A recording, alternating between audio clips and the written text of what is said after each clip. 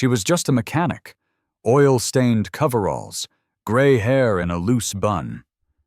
Junior Officer Wells saw a nobody. Barked orders. Demanded ID.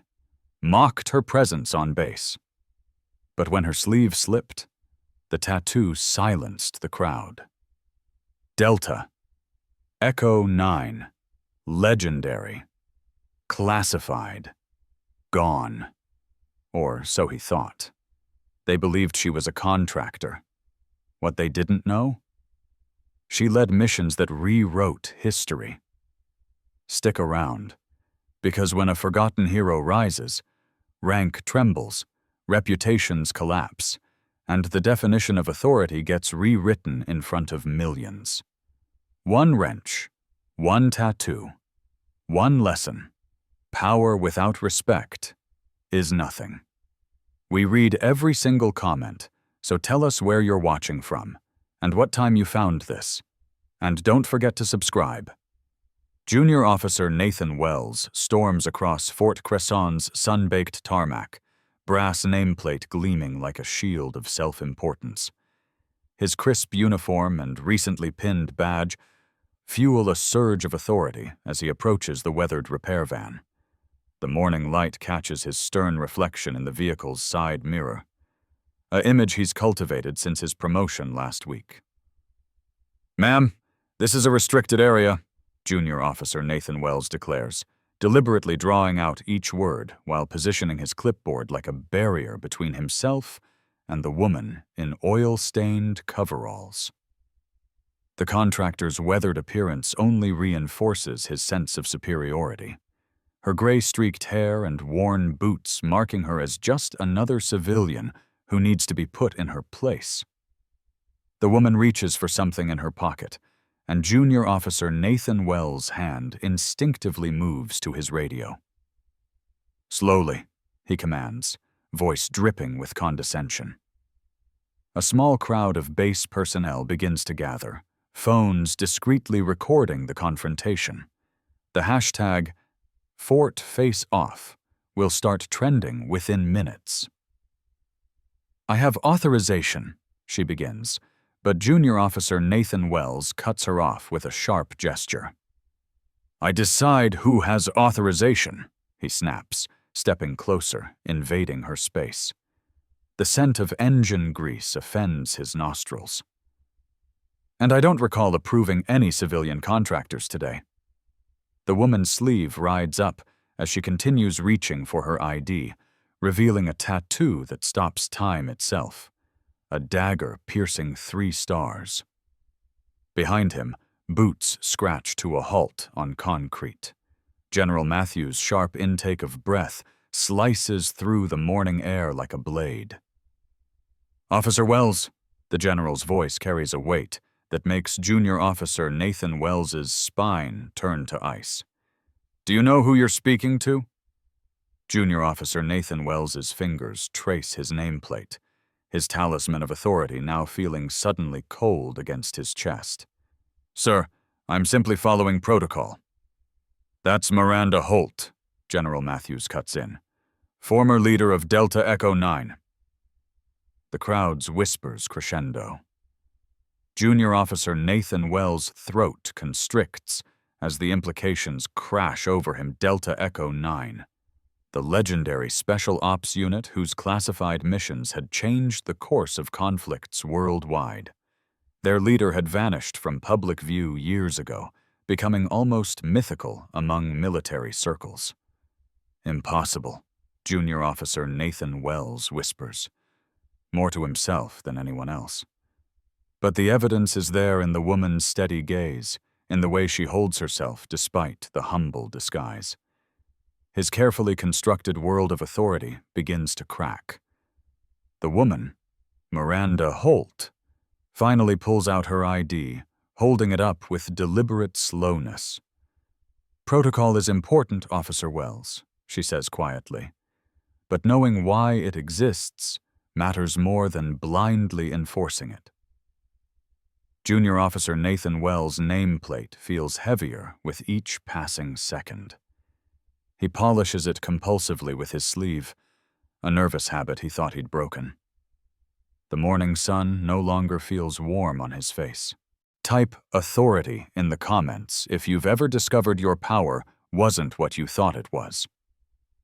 The crowd continues to grow, phones recording his humiliation.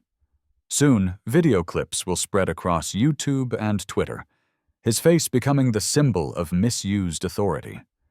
But right now, all Junior Officer Nathan Wells can focus on is the weight of his nameplate and the growing realization that his world is about to change forever. The great question burns in the air. When does authority become arrogance, and what price must be paid to learn the difference? Officer Nathan Wells shifts uneasily in his chair, the leather creaking beneath him as he spreads classified documents across his desk. His fingers trace the edges of heavily redacted pages, each black mark feeling like an accusation. The morning sun that usually energizes him now feels harsh and exposing through his office window. 38 successful missions, Officer Nathan Wells mutters, his voice barely a whisper in the stale air. The text beneath his fingertip is one of the few visible lines in Miranda Holt's file. His throat tightens as he recalls how he'd dismissed her just hours ago, treating her like some common civilian contractor. Officer Nathan Wells pulls up the security footage from the morning confrontation, watching himself strut towards her with such certainty. His own recorded voice makes him wince. Contractors follow proper channels. No exceptions. The sight of her Delta Echo 9 tattoo catches his eye again. That simple geometric pattern that now carries so much weight. A knock at his door makes Officer Nathan Wells jump. "Sir, you asked about Operation Echo Dusk?" His junior analyst enters with another stack of files. "Most of it's classified, but I found something interesting." The young man's enthusiasm feels like sandpaper on Officer Nathan Wells' conscience. Officer Nathan Wells' hands shake slightly as he opens the new file. Photos spill out, aftermath shots from classified operations. His eyes lock onto one image, a younger Miranda Holt, covered in dust and blood, carrying a wounded soldier twice her size. The citation beneath is mostly redacted, but 3 words stand out. Saved entire platoon. "What have I done?" Officer Nathan Wells whispers to himself, his nameplate catching the sunlight. He'd polished it just this morning, proud of his recent promotion. Now its gleam feels mocking. He picks it up, studying his reflection in its surface. The face looking back seems smaller somehow, less certain. His computer pings, an email from his superior about the morning's contractor incident. Officer Nathan Wells' chest tightens as he reads, "Handle it. These people need to learn their place." The casual dismissal in those words mirrors his own attitude from just hours ago. Research papers scatter across his desk, studies on institutional bias, on how protocol can become a shield for ignorance. Officer Nathan Wells remembers his academy instructor. Procedure protects us. Now he wonders, protects us from what? From seeing the truth? A message notification flashes on his screen. The security system has flagged multiple information requests about Delta Echo 9 coming from his terminal. Officer Nathan Wells feels sweat bead on his forehead. He's pulling threads he wasn't supposed to touch, asking questions that weren't meant to be asked. Standing at his window, Officer Nathan Wells watches contractors enter the base below. How many others has he dismissed? How many medals and scars lie hidden beneath civilian clothes? His reflection overlays their movements, and for a moment, his uniform looks like a costume. Type, "Truth hurts." If you've ever discovered you were on the wrong side of history, Officer Nathan Wells' hand brushes his badge, the metal cool against his palm. This morning it felt like a shield. Now it feels like a blindfold he's worn willingly. The weight of his ignorance presses down on him as the afternoon sun casts long shadows across his office. The security footage plays on Junior Officer Nathan Wells' monitor for the 100th time, each viewing more excruciating than the last. His own voice, dripping with condescension, echoes through his office speakers. "Just another contractor who needs to learn their place." The metallic ping of Miranda Holt's tools hitting the ground reverberates like an accusation. Junior Officer Nathan Wells' phone buzzes incessantly, notifications from every social platform imaginable. Respect. The vet has been trending for 6 hours straight, his face plastered across Twitter, YouTube, and CNN. The security footage has over 2 million views. His stomach churns as he reads comment after comment. This is how they treat our heroes? Through the office window, Junior Officer Nathan Wells watches Holt working in the maintenance bay, her movements precise and purposeful. The rhythmic sound of her wrench against metal carries across the base, that same steady beat he'd dismissed as mere background noise for months. Now, each clang feels like a hammer driving home his shame. "Sir," his assistant's voice trembles at the door.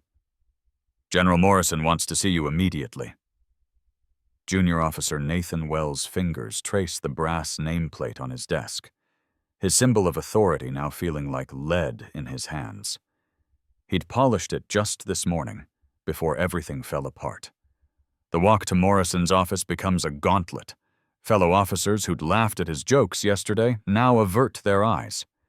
Through the glass walls of the command center, Junior Officer Nathan Wells spots the maintenance crew huddled around a phone, the viral video playing, his own sneering face reflected in their disgusted expressions. His security badge, once a source of pride, feels heavy against his chest. Junior Officer Nathan Wells remembers how he'd flashed it at Holt earlier, a petty display of power. Now, surveillance footage of that moment loops on national news, his arrogance preserved forever in crystal-clear HD. The base's ancient intercom crackles to life, but instead of the usual announcements, Junior Officer Nathan Wells hears his own voice again. Someone's broadcasting the video through the base's speaker system. The sound of his dismissive laughter fills every corridor, followed by the damning revelation of Holt's service record. "Have you seen what they're saying about the base?" Morrison's secretary whispers to another staff member as Junior Officer Nathan Wells approaches. "They're reopening investigations into other complaints." His phone buzzes again, a message from base command. "All officers under review. Previous conduct reports being reassessed." Junior Officer Nathan Wells feels the walls closing in, remembering every minor abuse of power, every moment he'd let his position go to his head. Through Morrison's office window, Junior Officer Nathan Wells watches Holt complete her repairs with the same quiet efficiency she's shown every week. No fanfare, no demands for recognition, just the steady rhythm of duty being done. The sound of her tools continues, a metronome marking the countdown to his reckoning. "Type, Pride Falls if you've ever seen karma in action," scrolls across his screen as another notification pops up. The video has reached 5 million views. The metallic taste of fear fills Junior Officer Nathan Wells' mouth as he realizes this isn't just about one viral video. This is about every time he'd used his badge as a weapon, every time he'd confused authority with superiority. The steady clang of Holt's wrench continues below, each strike another nail in the coffin of his career. His reflection in Morrison's office door shows a man he barely recognizes. Uniform crisp, but face ashen, shoulders slumped under the weight of impending judgment. Junior Officer Nathan Wells straightens his badge one last time, knowing that by day's end, he might not have the right to wear it at all. The door opens. The sound of Holt's wrench fades away, replaced by the deafening silence of consequence. Officer Nathan Wells stands in his dimly lit office, fingers trembling as they trace the edges of his nameplate. The cold brass bites his skin, a familiar sensation turned foreign in this moment of wavering conviction. Through the window, the motor pool's harsh fluorescent lights cast long shadows, and there she is, Miranda Mandy Holt, her movements precise and purposeful beneath the hood of a Humvee. The diagnostic equipment clicks rhythmically, each sound piercing Officer Wells' carefully constructed world of authority and control. His chest tightens as he watches her work, remembering how just hours ago he'd tried to assert his rank, to maintain the facade of superiority that now feels as hollow as an empty shell casing. "You're a disgrace to the uniform," he'd told her earlier. The words echo in his mind now, tasting like ash. The security footage he'd discovered tells a different story, of Holt saving lives while others hid behind regulations, of quiet heroism that made his own leadership look like a cheap imitation. The nameplate feels heavier with each passing second. Officer Wells opens his drawer, each creak of the metal drawer runners sounding like an accusation. He places the brass inside, closing it with a finality that makes his stomach lurch. Wells' Wakes begins trending on base forums as whispers of his transformation spread. His boots sound different on the concrete as he approaches the motor pool. Not the confident stride of authority, but the hesitant steps of a man discovering his own ignorance. The smell of engine oil and metal fills his nostrils, no longer offensive, but somehow grounding. "Holt!" he calls out, his voice stripped of its usual command. She doesn't stop working, her hands steady on the diagnostic tool. The clicking continues, methodical and sure, like a metronome keeping time with truth. "I was wrong," Officer Wells manages, the words feeling foreign on his tongue. "Your service. It's not about badges or ranks, is it?" The clicking pauses. Holt looks up, her eyes holding none of the satisfaction he'd feared, only a quiet understanding that cuts deeper than any reprimand. "Sir," she says, the title carrying no mockery, "sometimes the greatest service comes without recognition." She returns to her work, the clicking resuming like a heartbeat. Officer Wells stands there, watching her expertise dance through every movement, every adjustment. His own insignia feels like it's burning through his uniform, a symbol of everything he'd misunderstood about leadership. Share this moment if you've ever had to admit you were wrong. Type humility if you've learned from someone you once looked down on. The base security cameras capture it all, a junior officer, standing silent and attentive, learning from the very person he'd tried to diminish. The footage spreads through internal channels, a quiet revolution in understanding. By evening, Officer Wells's office is dark, except for his computer screen, where he types his formal recommendation for Holt's commendation. Each word a brick in the bridge between who he was and who he's becoming. The drawer containing his nameplate remains closed, but for the first time, its contents don't define him. The motor pool's lights shine through his window, where Holt continues working into the night. The clicking of her tools carries through the silence, no longer the sound of subordination, but a symphony of dedication that teaches more about leadership than any manual ever could. "Have you seen the latest?" his colleague asks from the doorway, gesturing to the trending topics. They're calling it the Wells Awakening.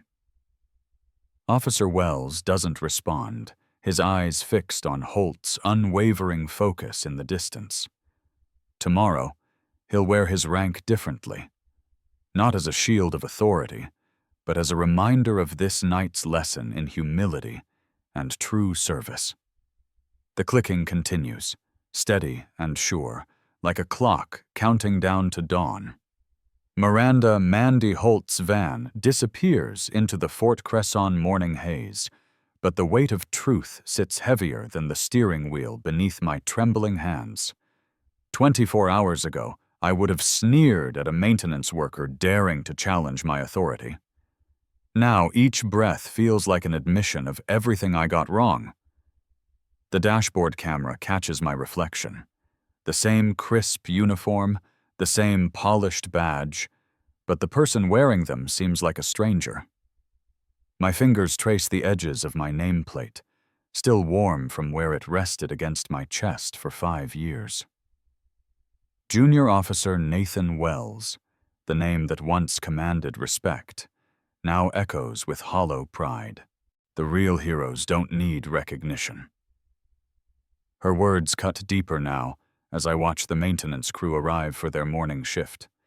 Their coveralls are worn, hands calloused, faces set with quiet determination. Each one could be another Miranda Holt, carrying classified missions beneath their unassuming exterior, serving with a dignity I never understood until today. The morning bugle calls across the base, but it sounds different. Rather than a reminder of hierarchy and power, it becomes a melody of service, true service, not the kind I've been parading around in my pressed uniform and shined shoes. My hands shake as I reach for my phone, opening the viral video that started it all. Wells Falls still trends, but the shame has transformed into something else. Understanding. Sir. Private Thompson approaches my vehicle, hesitant. The General requests your presence. My office feels foreign now.